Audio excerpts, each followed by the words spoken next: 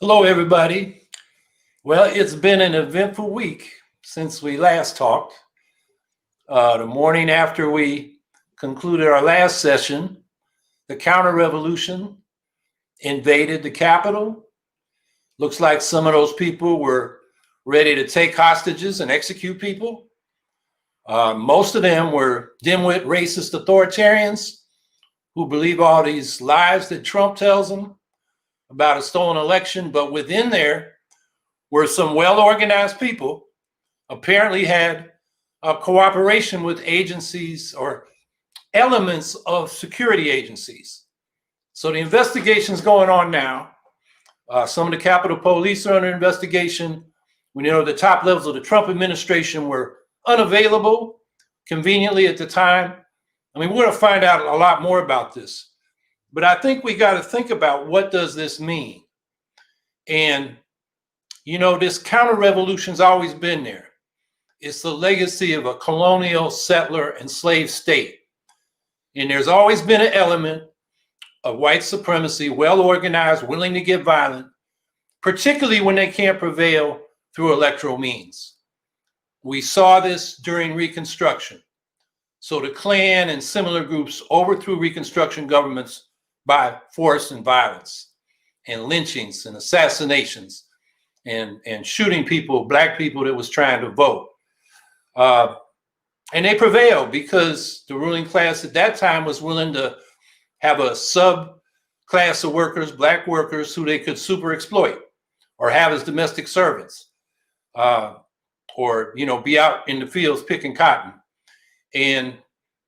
But that changed after World War II, when we're in a Cold War, and it's not a good look to have an apartheid state when you're trying to have influence in the global South.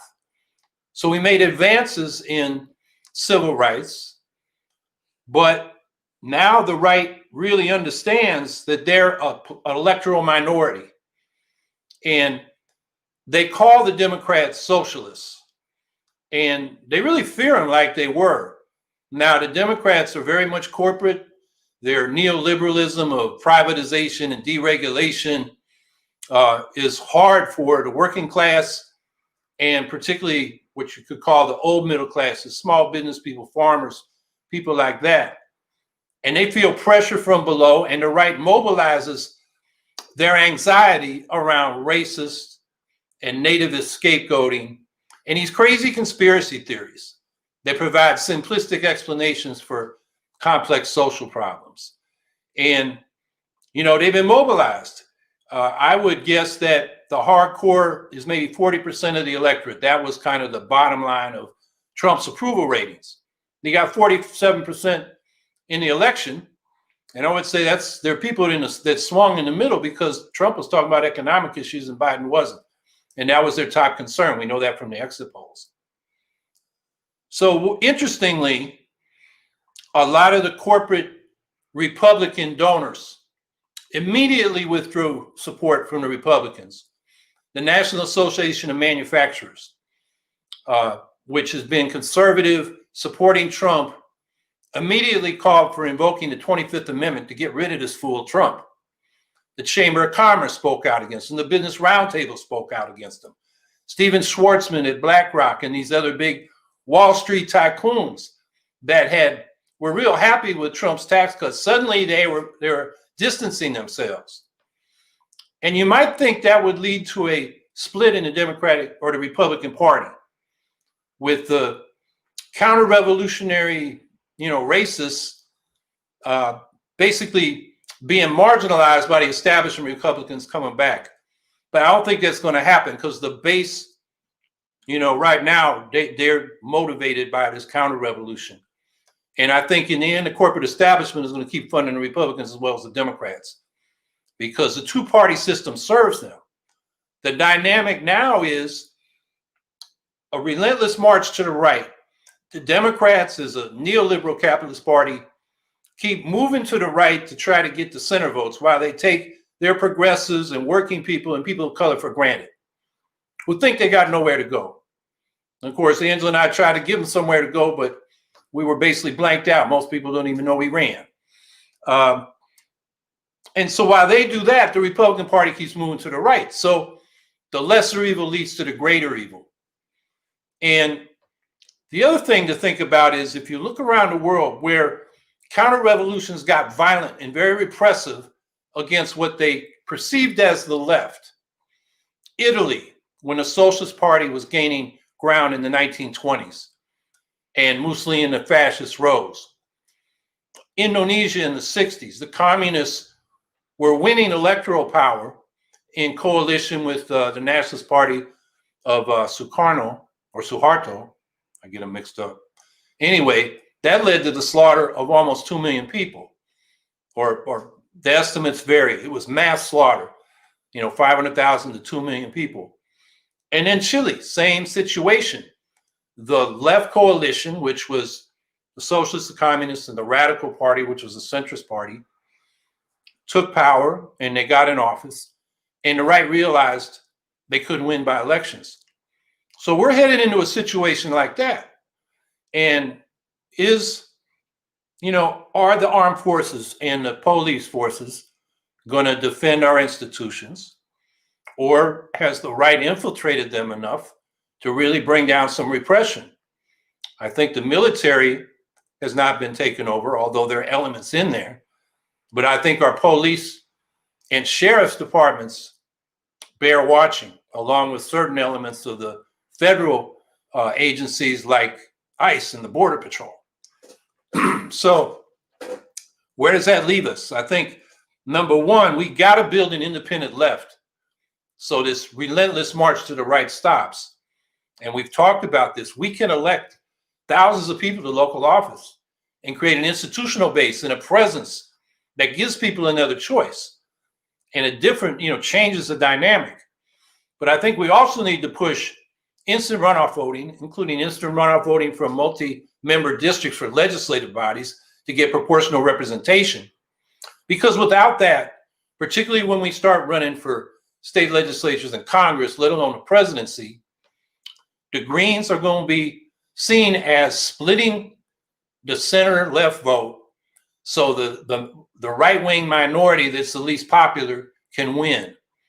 And there's no way around that dynamic as long as we have vote for one plurality winner elections.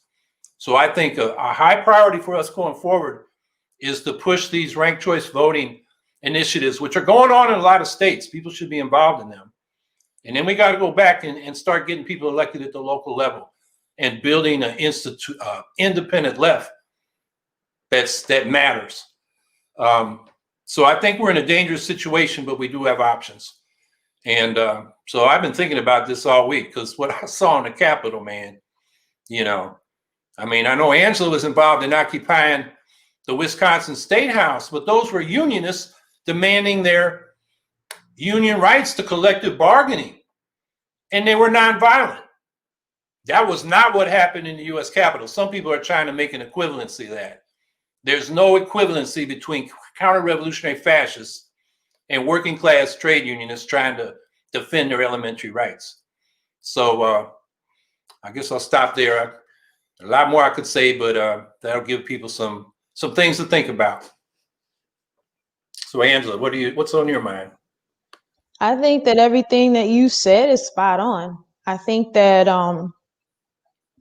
and I didn't realize that people were trying to compare the two things. I mean, we were in the Capitol in Wisconsin feeding people. We weren't trashing offices. We weren't flying, hate flags. We weren't doing those things. So that's a hell of a reach. Good Lord, people. And I think one of the things that I personally came away with, and it was dope that you mentioned Reconstruction, Howie, because I think, like Reconstruction, this country is at a pivotal place in its history where it can actually go in a direction that will heal us. Because a lot of what I saw was people saying, this is not our country, this is not who we are. And I'm like, yes, it is. What we saw last week in the Capitol capital of this country, laid the soul of this country bare to the world. This country is built on genocide. This country is sustained by violence. This country was built on enslavement. That rot at the core of this country was on display to the world. So I think that this is an opportunity for people who are truly about making a turnaround in this country. This is the time to do it. And I think that the left, and it was brought to my attention, like, this is an opportunity that the left needs to, like, okay, step into this vacuum, because as you said a lot of times, Howie, like, people, as odious as Donald Trump is, and he is, good Lord, what he does is appeal to, even though he doesn't mean it, he appeals to people's material needs. Even though he can't relate to them, he gives the idea that he is concerned with what every man is dealing with. The Democrats don't do that. They come off as elitist, as classist, and there's this pocket open, for people, it's our time, basically. If you're, leftist, as third party folks, it's our time, because folks need somewhere to go. They need somewhere to be. And yeah, so those, I think that was my biggest takeaway from what I saw, is that the soul of this country is undeniably, people have been able to lie to themselves about what this country is for the last 200 years. Everybody in the world saw this last week. You can't deny it anymore. And knowing that this is what is at the heart of this country, what are we ready to do about it? So that's what I got. Yeah, I would say we're at a crisis, because that counter-revolutionary force that you're talking about now realizes they're a minority and they cannot have power through electoral means, not enough power. And that's why they're dangerous. That's why I mentioned Italy, Indonesia, and Chile, similar situations. We had a similar situations in Reconstruction. The white South realized they couldn't rule by themselves, so they resorted to arms. There's always been the promise of a multiracial democracy with equal rights for all, equal justice under law, and the counter-revolution, which is against that. And now the counter-revolution's decided it has to get violent to maintain its power, and that's what makes it dangerous. But I think we also need to be optimistic that we're the majority, at least those who believe in political democracy. Economic democracy, which is necessary for political democracy, in other words, socialism, is another discussion we need to have. But I just saying that so people don't get too down on where we're at. We got to be ready, but we really do have a majority with us. We just got to, mobilize it. And I would argue, without an independent left in politics and electoral politics, the whole dynamic goes to the right. And the Democrats become more authoritarian and less delivering the goods, which of course creates the ground for these middle-class people particularly, but working-class white people as well, who feel like the Democrats don't speak for them, and they fall for, con artists like Trump. No, you're absolutely right. And I wasn't trying to kill people's optimism, because at the end of the day, we've always outnumbered them. We always will. People who believe in justice and, want a, reasonably fair world for most people, we've always outnumbered them. So I share that with you. A. Shaw, do you think a second impeachment for Trump is necessary? You want to elaborate with that head shake? Strategically. Strategically, I think that it is. I think that just the fact that if he is impeached, and please correct me, Howie, if I misspeak on this. From what I understand, two things that an impeachment will do is make it so he cannot run in 2024.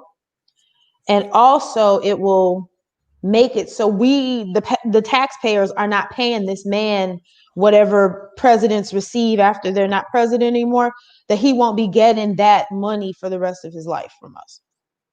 I'm there were like 5 points to that, but those are the only two that stood out to me because I'm like, yes.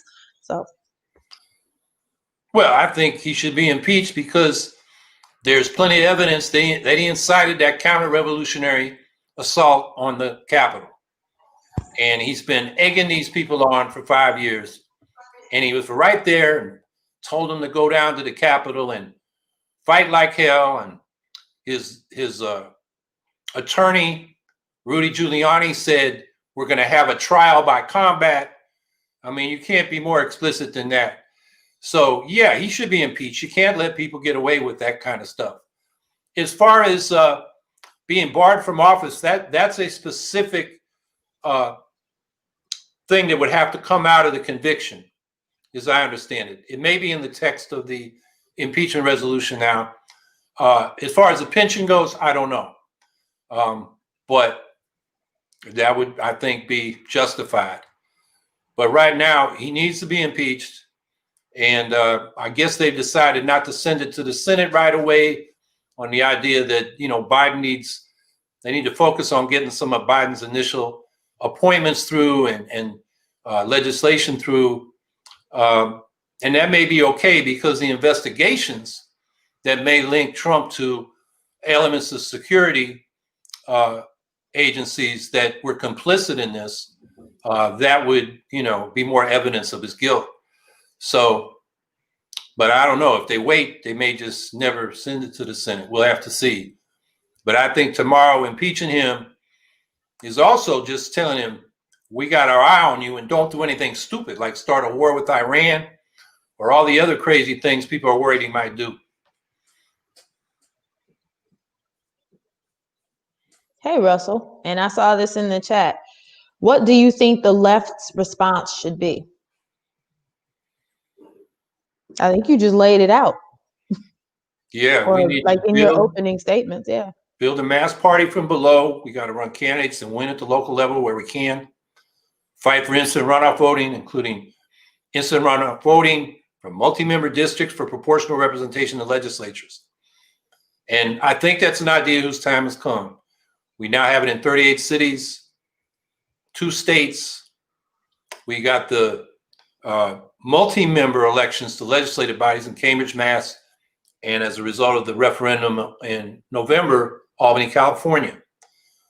So I think this is a reform that can be won and will make a difference. Another question that comes up is, when the right amasses, like they promised to do at state capitals, should the left be there as counter demonstrators? And I think there's a time for that, but you better make sure you overwhelm them in numbers. And in this case, they're coming with arms. I don't think the left is trained and armed. So I think, it's better to live to fight another day in the immediate circumstance. But one of the things counter-revolutions do is what Mussolini did. It's what Hitler did. It's what the Indonesian counter-revolution did. It's what the armed groups that were led by the military in Chile did. They took the streets from the left and created an environment where people felt they were powerless. And we can't let that happen. So I don't know about direct confrontation, particularly around the inauguration, but we need to be in the streets too with our own mass demonstrations. And we got our issues, and we need to keep raising them and build our movements and make our demands. And like just a tiny segue, talking about folks taking the streets. I don't know if folks, following know that there are, there's at least one big march for reparations to demand that the Biden administration put reparations for the crimes committed against Black folks at the top of their agenda. So there will be folks in the streets next week. It's going to be interesting. Safety to everyone who's planning to attend. It's a work day for me, so I will be trying to get them hours any way I can because I need to eat. But for folks that are, good Lord, my phone never rings until I'm doing this. Just thinking about folks being in the streets, that is one thing that's definitely coming up.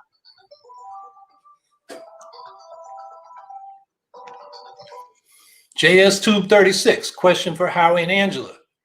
How will workers' unions benefit with Biden in the White House and Dems' control of Congress? Well, the biggest thing is a bill that it's in the Democratic platform. Biden said he supports it, although he didn't really campaign on it. It's called the PRO Act, which is kind of the updated version of the Employee Free Choice Act that Obama twice said he supported and then basically dropped once he was in office. And among other things, it provides for card check recognition of union bargaining units. In other words, rather than go through an election where the boss can call everybody in and scare the hell out of them, there a majority card checks, signs a card they want to be represented. You got representation. And then there are provisions in the law to make sure the bosses negotiate or there's sanctions. There's some other pieces. I actually got to look at that bill. I think there's some measures against replacement workers when there's strikes and some other good things. It's a good bill. The question is Biden going to do like Obama and say I'm for it while he's running for office and say, oh, I can't do it once he's in office? And the business lobbyists are going to be fighting it.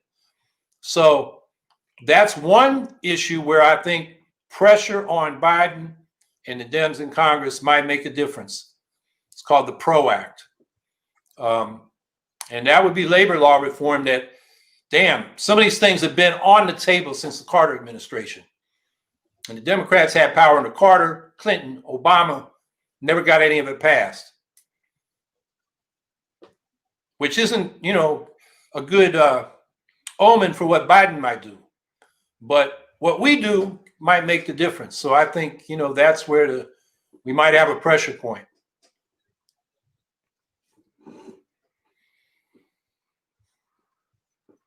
McCain Bach.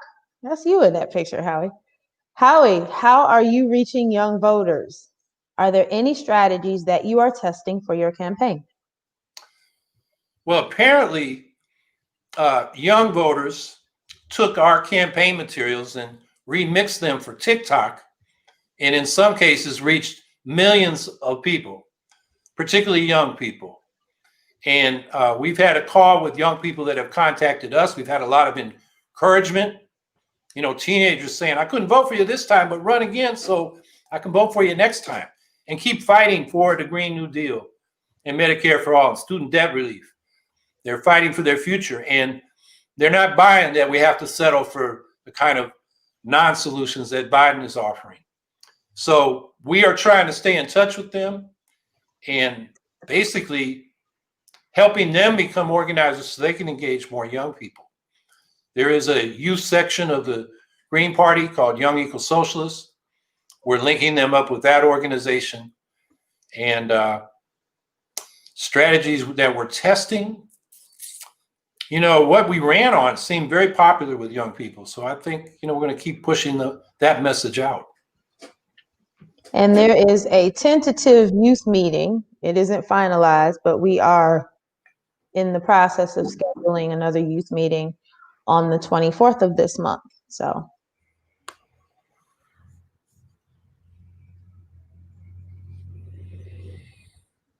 Nick Milliken, what, in your opinion, should we expect for real change in national policy under a Biden Democratic-controlled House and Senate? Well, we're going to get some changes. We're probably going to get better response to COVID, the rollout of the vaccines is going to be better than it's been under Trump, which is a low bar, but we need those vaccines. There may be a $2,000 check, which in our opinion is not enough. One time is not enough, given what people have been through and what they're still going to be going through. So that's where, we're going to have to push. What else? I'm actually thinking about writing a piece about no excuses now for Biden and the Democrats. They got both houses of Congress and the presidency. And I'm just going to lay out, what they promised and say, we got to watch and see if they do what they said they would do, even though we would want them to go much further. So I think there are going to be some changes. It's not going to be the kind of, fundamental change that we need, particularly on the climate issue, on addressing poverty. There's nothing in the Biden program. There's no anti-poverty program. Poor communities, it's going to stay the same. There might be, a $2,000 check for some folks, maybe a little easier access to Medicaid or private health insurance, or a public option for Medicare, but it's still going to be crap insurance for a lot of people, like most of that Obamacare is, where they're underinsured because they can't afford to really pay for some good insurance. That's kind of the territory we're going to be in. And as far as foreign policy goes, Biden is a long time war hawk, but he's not as crazy as Trump. I think we can expect and we should push him to renew the New START treaty, which expires on February 5th. That's the last bilateral treaty between the U.S. and Russia on strategic arms, and at least get it extended while they can try to negotiate reductions, which is questionable given that both countries are on a nuclear modernization program deploying new strategic and tactical nuclear weapons, which is why the Bulletin of Atomic Scientists says their doomsday clock, the closest they've ever had it to midnight. And then as far as intervening in other countries, I think Brazil is still in the crosshairs of the U.S., and we got to watch that. I think another thing that Biden has said he wants to do, we should support him, and that is to get with Iran and renew that nuclear deal so that Iran doesn't go nuclear and the sanctions are lifted so Iran can, get out from under the economic hardships it's in. So, those are some of the things. So I don't know if you want to call that real change. I think it's incremental change. But, we should take what we can get and then build upon that.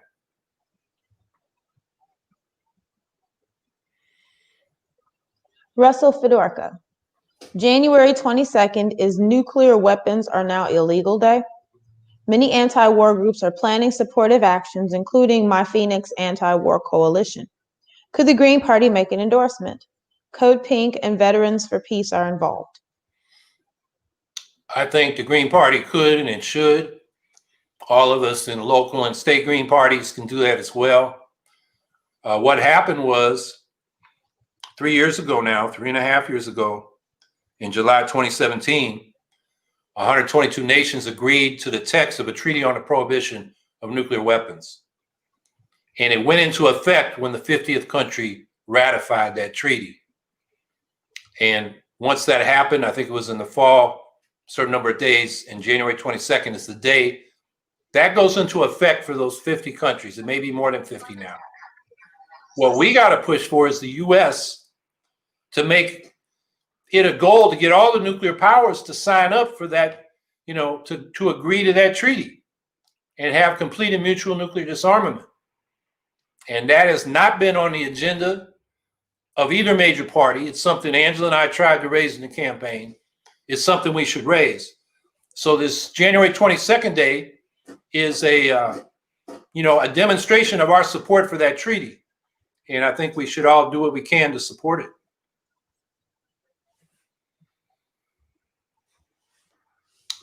Forrest Beezer, have either of you read Listen Liberal by Thomas Frank? It's about how the Democrats went from the party of the people to the party of the elitists and left their New Deal FDR ideology. I have read it. I've read a number of Thomas Frank's books. He has one out now about populism that I just read. And I think they're good books worth reading.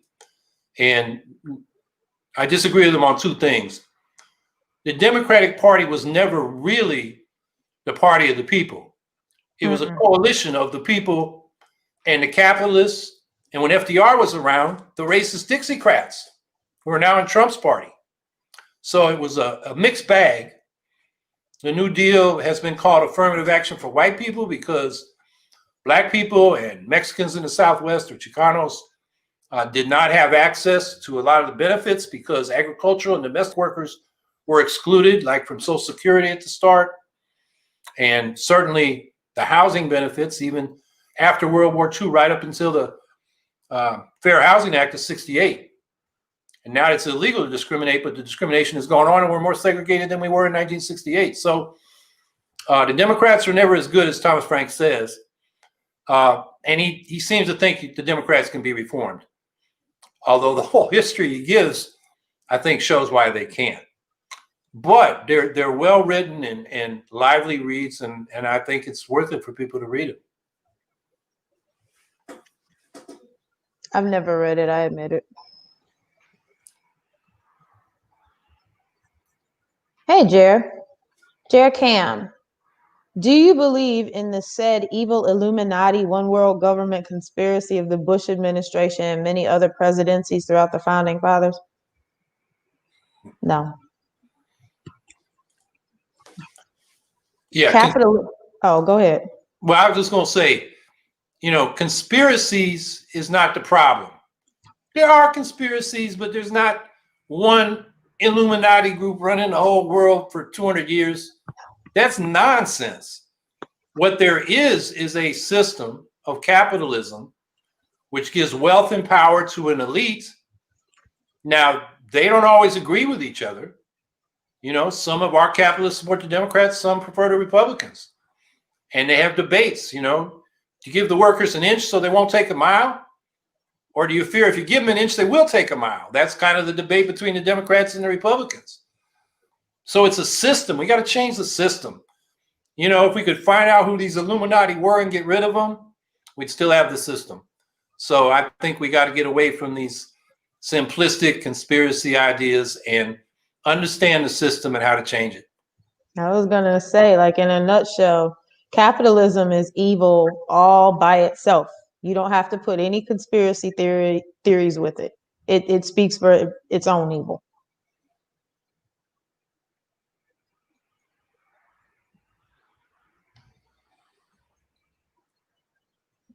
That's for you specifically, yeah. Howie, what do you think of the Electoral College? It should be abolished and replaced with a ranked choice national popular vote for president. It magnifies the votes of basically white rural America, which is conservative.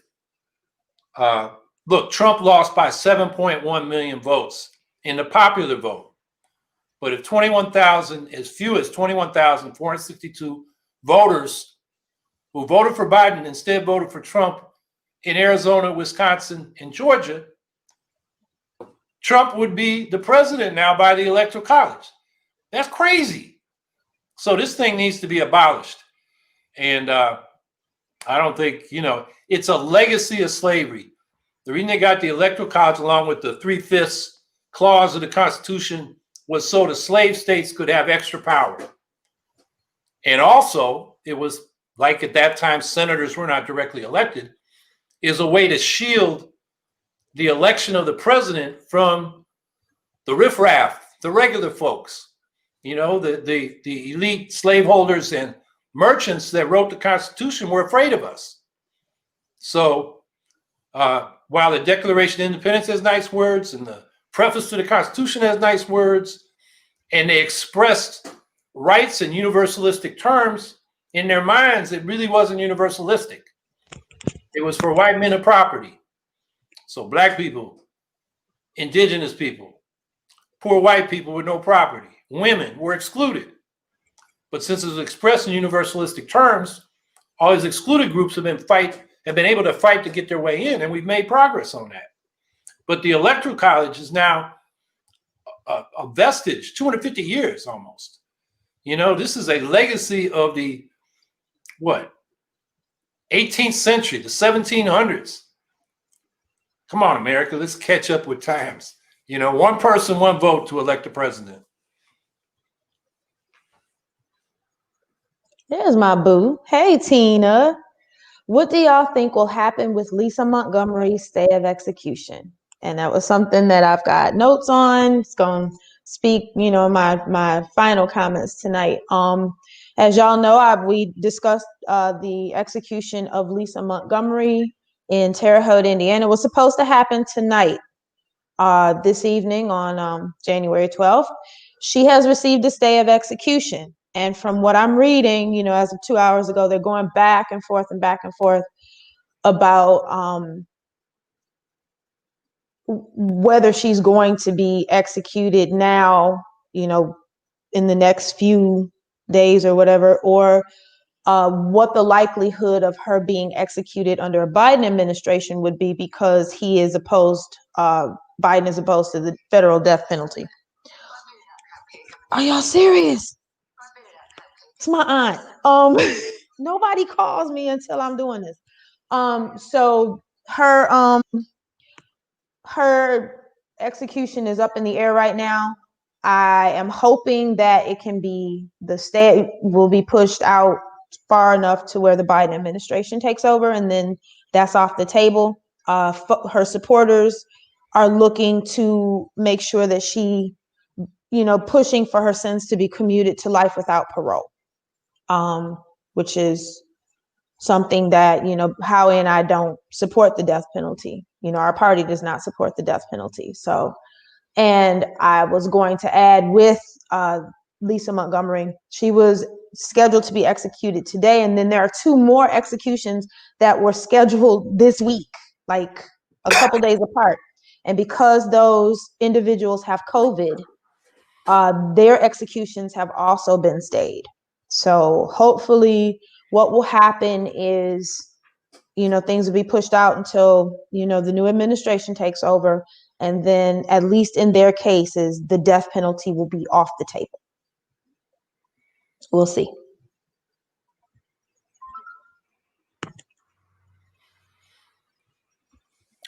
Joshua, Howie and Angela, what are your thoughts on appealing to the Republican populist side? Well, I think with a progressive economic program that provides real benefits and protections to working class people and middle class people as well. You know, socialists, you know, always say the working class is the immense majority. That's going to be the engine of change. But we also got to remember, as Marx told Engels at one time, the middle class, if the working class doesn't stand behind the middle class, they'll become counter-revolutionary. And we need to protect the middle class, you know, farmers from corporate agriculture, small business people from chains, you know, make it easy for them. You know, they're hardworking. They work for themselves with a small staff. We need to have something to say to them. And so we have this Green New Deal for agriculture we've talked about. I think that appeals to rural America, because I would contend that not all the Trump voters are these hardcore counter-revolutionaries. They are people that feel pressure from below, which the right tries to mobilize resentments against, and that's where the racist scapegoating and nativist scapegoating comes in. But we can give them a better answer and real solutions. And I think we need to do that to, you know, diminish the forces on the right. And one thing I do know is the Democrats, they're clueless. They don't know how to appeal to these people. They basically ignore them. They just appointed Tom Vilsack, representative of corporate agriculture, to be the Secretary of Agriculture for a second time. You know, the guy during the Obama administration that alienated a lot of rural America between the trade policies and the corporate agriculture that's been ruining farmers. So, yeah, I think we need to appeal to them with, you know, our program, which I think does appeal to a fraction of them. You know, the people that are caught up in their racist, you know, resentments and, you know, attachments, you know, some of them may never change before they die. But if we provide a positive program, younger folks and the people that really want solutions and not just people to blame are people we can reach. I like how you said that.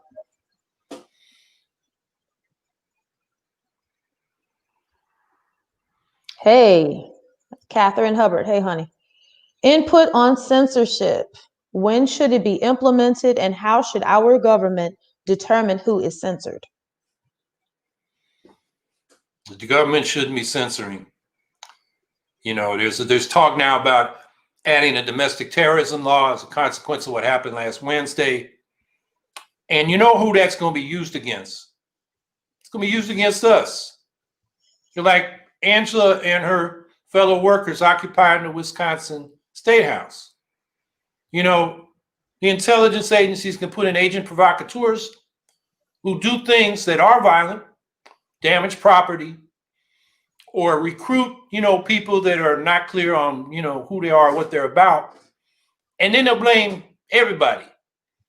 And we'll be caught up in conspiracy trials and kind of things that happened in the 60s with a lot of the conspiracy trials against the Chicago 7 or 8 was the most famous, but there were a number of those trials across the country.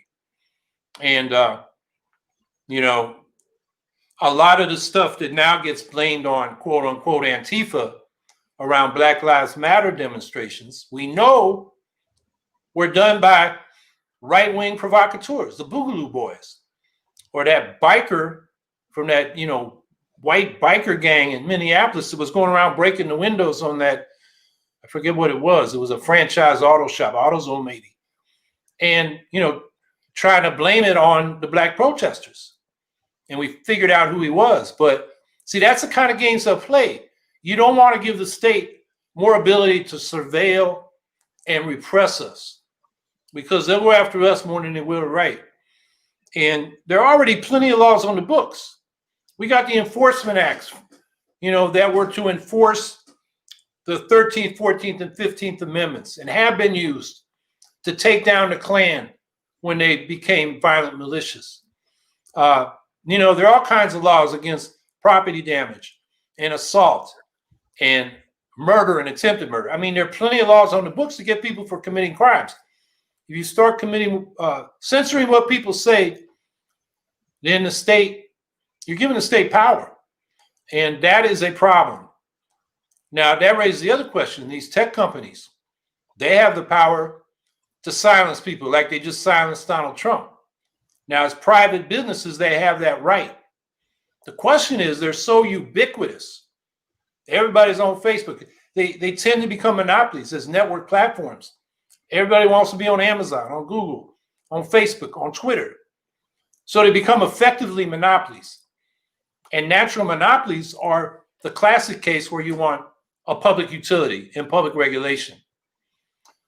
And if we go that route with some of these, you know, tech companies, I think the best way to separate the regulation of those companies, and when you decide to take off somebody who is inciting violence like Trump, you need to have governing bodies that are selected by lot, not elections where money and interest can influence, but a random sampling of the people. And then you've got to promote a culture that says, you know, we don't have to agree with what you say, but we defend your right to say it. And we're going to prove why you're wrong. Because that is the foundation of democracy. As soon as the state or plutocrats decide what can be said and what can't be said, then our democracy is undermined. Hey, Jennifer. It's true, incitement law was used against Eugene V. Debs. However, if white supremacists are named terrorists, then incitement laws will affect them.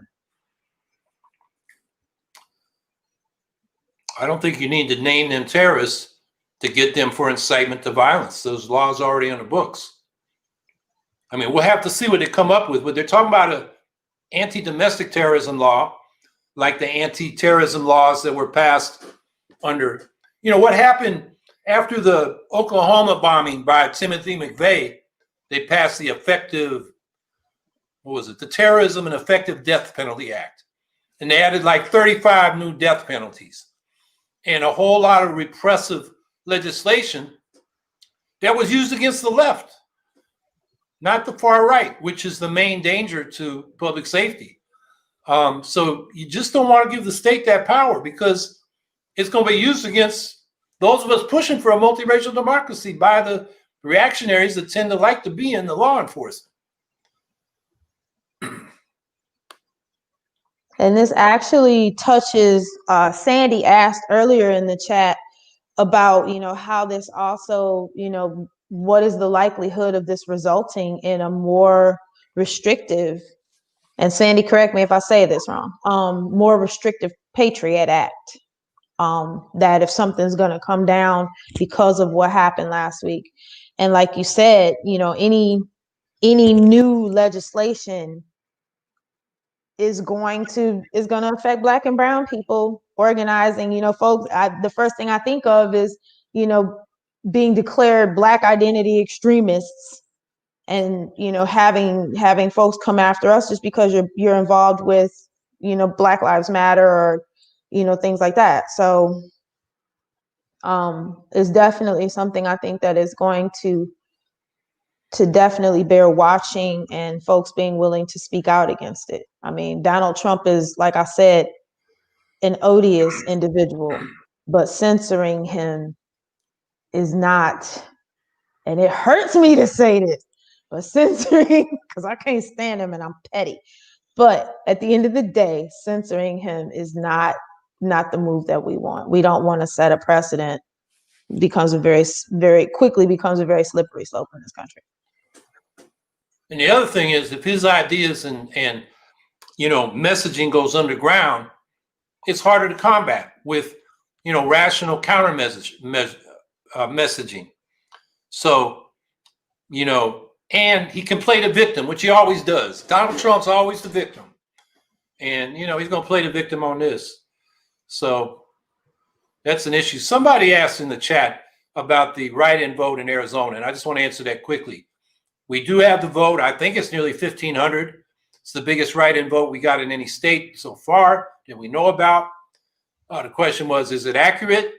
I don't know. But we did get a count out of Arizona. Unlike some states, which won't report our write-in vote. Alabama, for example, said, yeah, we'll get it, but it's going to cost you upwards of $1 million to pay us to count those votes. So, in some states, we got write-ins that will never be reported. And the number that we were getting is 1557 out of Arizona. So, okay. Thank you, Arizona. That's a good result, all things considered. Much love. Hey, Christina. Christina Salazar is asking, do you think we should disarm the police?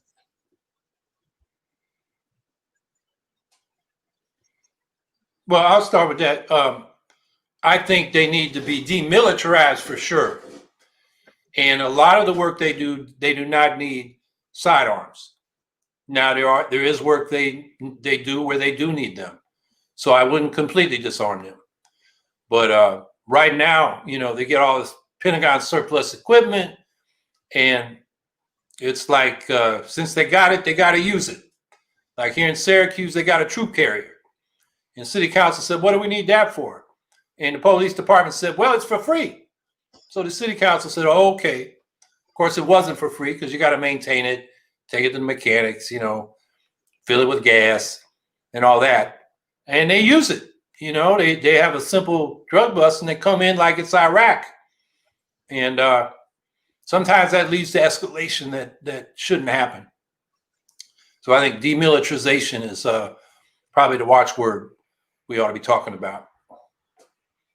And Mr. Anderson is linking to this question in the chat, thoughts on community defense and or civilian oversight. And, we've written extensively about that, community control of the police. It's on our website where, it's detailed and laid out, unless you want to lay it out, Howie, since you were basically the main one that wrote it. that's something that is definitely something we've spoken out about. Sure. Well, citizen review boards, they give advice to the police department, but in the end, the police department does the discipline. If the police themselves, are going to get away with their crimes. We got to have independent investigation and discipline, which means a police commission that is elected by the public, or better, selected by lot to randomly represent the community, with the power to hire and fire the police chief, to weed out the racists and the sadists out of the force, oversee budgets and policies, and then when there's misconduct, to investigate and discipline. The other thing I'll say is, we shouldn't say civilian, we should say citizen. Because if we say civilian, then we're saying the police are military. And that's not who they are. They're peace officers. They're not a military force. Theoretically. Although they're functioning as one in a lot of our communities. They occupy it as a military force. They come in with the attitude that this is the new Afghanistan or Iraq for them. A lot of them are military veterans. That's not what we want. You know, they're citizens, we're citizens, and they're working for us. Therefore, we need a community control through a police commission.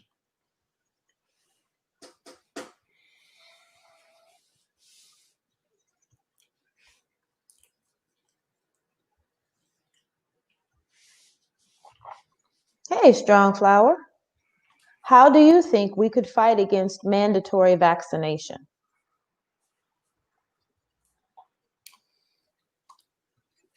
Is mandatory vaccination pending? I'm not aware of anywhere in the country where they are proposing that as legislation. We should oppose mandatory vaccination and encourage vaccination by education. You know, like we did with the polio vaccine when I was a kid. You know, all they had to do is tell me it's in a sugar cube, and I show up and I get my sugar cube. But, you know, education, not forcing it down. People that, for various reasons, some religious, some, you know, skepticism about the efficacy or the safety. You don't force people to put things in their body. Don't have the state do that. But I think education will do the job. And as far as like what I'm also thinking about is mandatory vaccinations in people's workplaces. I think it would be up to the folks in those workplaces to organize among themselves, you know, to stand up to that. Yeah, I think that's workplace by workplace, but you don't give the state the power to force everybody to take vaccinations. Hey, Claire. How do you think the inauguration will go? And I'm definitely punting this one to you, Howie, because you are far more diplomatic than I am about some things. I haven't followed the news today. I've heard talk yesterday. They might move it indoors just for safety reasons and have a dignified, limited ceremony, you know, with limited audience, and just, you know, have it done safely. I think there are security risks to do it on the Capitol Plaza. And, you know, I will leave that to the security experts. We do know that there's, you know, the far right is talking about raising hell on Inauguration Day, both in Washington and in the state capitals around the country. I mean, they're different things. I heard today, you know, there's one group that says they're going to form a perimeter around the Capitol, the White House, and the Supreme Court. And any Democrats that try to get in, they're going to shoot them. You know, whether that's a, you know, bravado or for real. You know, after what happened Wednesday, you can't assume it was just bravado. And, you know, there are weapons out there that they don't have to be anywhere near the Capitol to disrupt and hurt people on the Capitol Plaza. So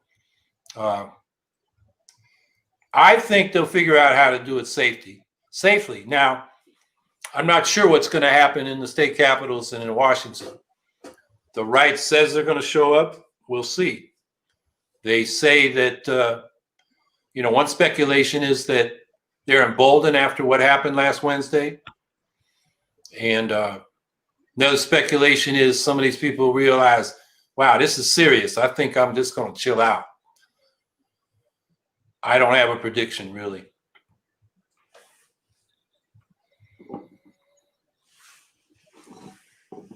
Mikey Ross, hey, darling. What does it take to run for office? I'm interested, but haven't a clue where to begin. Well, if there's a local Green Party in your area, they should be able to help you. My campaign has experience. You can write directly to us. We can help you. But basically what you need, and I'm thinking local office, to start off, is you need to raise a little money so you have some literature. You need to talk to the voters in your district, one-on-one. Seriously, they call it deep canvassing. You go out and, tell them who you are and that you want to know what their issues are and what their concerns are, and listen. And that'll help you shape your messaging so that you're responsive to their concerns. And you can link those concerns to the Green platform. And if you don't have a Green Party local, you got to build a campaign organization. You want a campaign manager, because as a candidate, you got your hands full. Your job is to talk to voters. So you need a manager that can coordinate volunteers, raising money.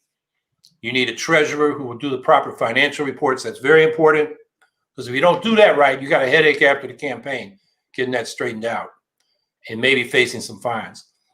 So those are kind of the elements. But the most important thing is be ready to go out and talk to voters and listen. And they will respect the fact that you listen to them, even if they don't agree with your policies. A lot of times those people are going to vote for you because you took the trouble to listen to them. The Democrats and Republicans, most districts are one-party districts. They're gerrymandered. So once the party machine has designated you the candidate, you're going to win. You don't have to campaign. So a lot of these elected officials never talk to their voters on their own streets. They maybe do a little advertising, a little media work, some campaign events in a church or a community center, but they don't really go out and talk to people, get to know them. And I think that's where we got an advantage, because we can hustle more and work harder and beat them. But I would say, if you haven't a clue where to begin, where to begin is with some people that have some experience. And if you don't have them in your community, contact our campaign and we'll see what we can do to help.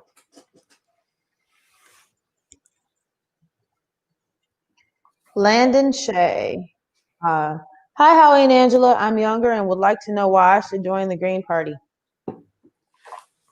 In a nutshell of why you should join the Green Party, we are the only party that is actually talking about reversing climate change and making sure that young people have not just a future for, human beings on this planet, but a planet to live on. So that's my, in a nutshell, joining the Green Party if you're a young person. Howie? Well, if you have issues you're concerned about, you're going to be more effective working with an organization than by yourself as an internet warrior, on Facebook and TikTok and whatever. And I would say you want to be in a party, not just a single issue group, because what a party can do is bring together the different issues and their different constituencies around a common platform. And it makes all of us stronger. And we can build a bigger base and have a bigger influence. So that's why I would say join the Green Party.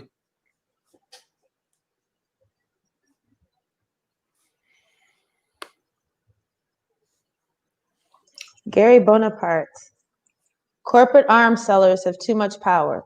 People can't get educated without going deeply into debt. Are these things connected in your opinion? Yeah. Hi, Gary. He's a local Green in Syracuse. Yeah, because we're putting too much public money into the military, and too much of our military industrial complex, in other words, the corporation side, they're building arms instead of things that we need. And there's not enough public money going into the schools, particularly if you want to go to college. I mean, we've said that we should have lifelong public education that is tuition free from childcare and preschool through post-secondary education. And it's a matter of priorities in the public budget. And the public budget determines what the private companies do. If we're putting money into the military, you're going to have corporate arms sellers. If you're putting money in education, companies are going to be serving education. So, yeah, they're connected for sure.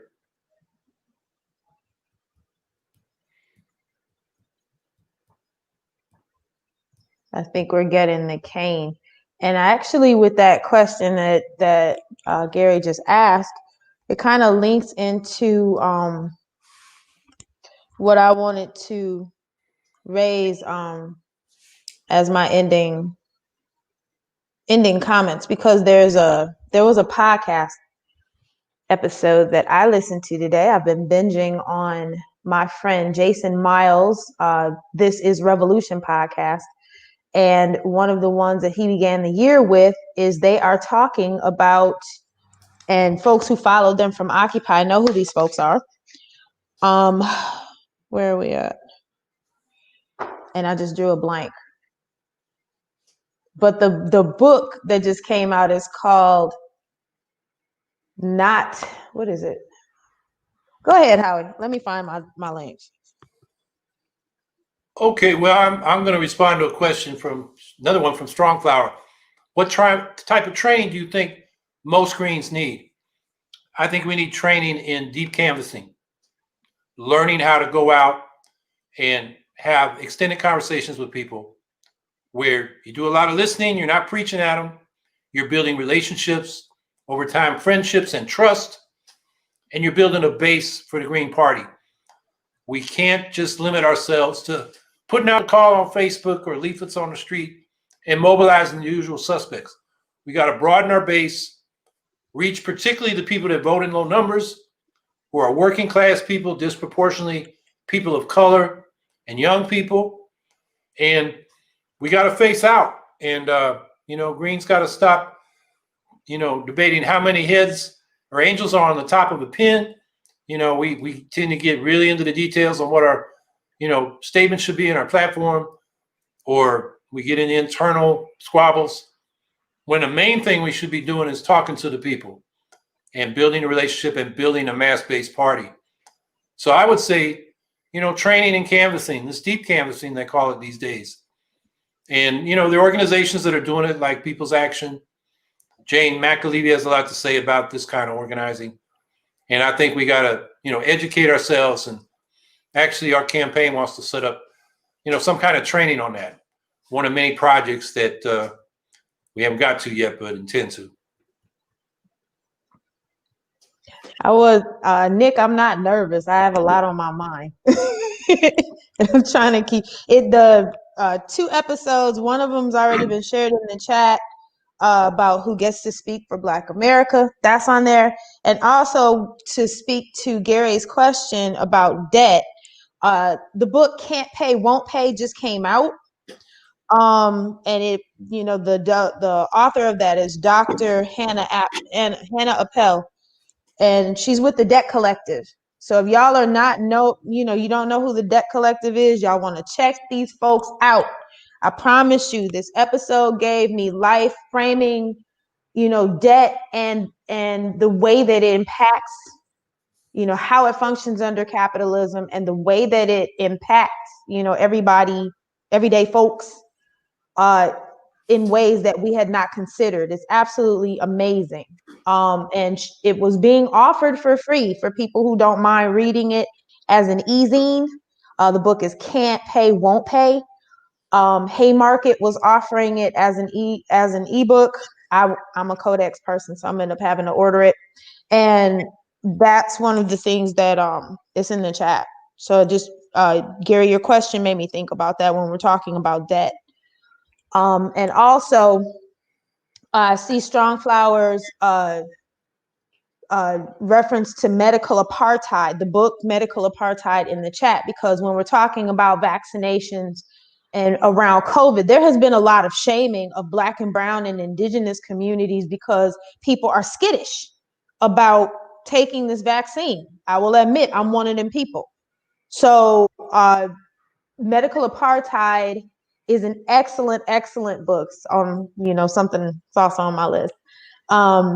But it's talking about the history of medical abuse of particularly Black people in this country, for the last 100 and so years. And, for folks who have been shaming us about our reticence around this vaccine, there it had, this country has a history of countenancing medical experimentation on us. So Strong Flower mentioned in the chat Medical Apartheid. That's definitely a book that I think y'all definitely need to get a hold of.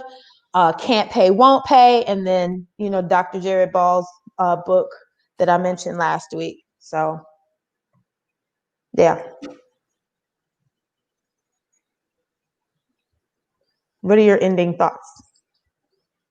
Well, I saw Evan Steidman saying he's 14 years old, wants to spread the message about climate change and other Green Party ideals to people my age for a better future. How should I do that? Like I said earlier, you should do it as part of a organization. I mentioned the Young Eco Socialists, the youth group of the Green Party. Our campaign is doing youth organizing, where we're having young folks talk to each other about how to do that. So you can contact our campaign for that. Get in touch with the Young Eco Socialists, and then you'll be doing it in cooperation with other folks instead of just being out there by yourself. So that's what I would recommend. And my last thought, and we've been saying this, but we're having record numbers of infections and deaths from COVID. We now got much more transmissible versions of the virus coming out of the UK and South Africa that have now reached here. And the vaccinations are not rolling out fast enough, thanks to Donald stupid Trump. So please be careful out there and just, wear your mask, wash your hands, maintain your distance, and just stick with it until we come out the other end, because we want to all be there at the other end. That's pretty much what I was going to echo. Y'all stay safe, protecting both your physical health and also your mental health. The stuff that is going on around the country is nerve-wracking. There's a lot of anxiety around a whole lot of things. And I know, a lot of folks are out of work. A lot of folks are looking for work. A lot of folks are underemployed at the moment. It's a struggle around here because we're not working like we normally do. So there's a lot happening. So in the middle of making sure that you are protecting yourselves physically from COVID, but also, do what you need to do for self-care. Keep your mental state as stable and as positive as you possibly can. I don't mean that toxic positivity. That's not what I'm talking about. Just find the things that bring you joy in each day, and as Dan said, check on your people. Let folks love on you safely, and yeah, y'all just take care of each other. Take care of yourselves.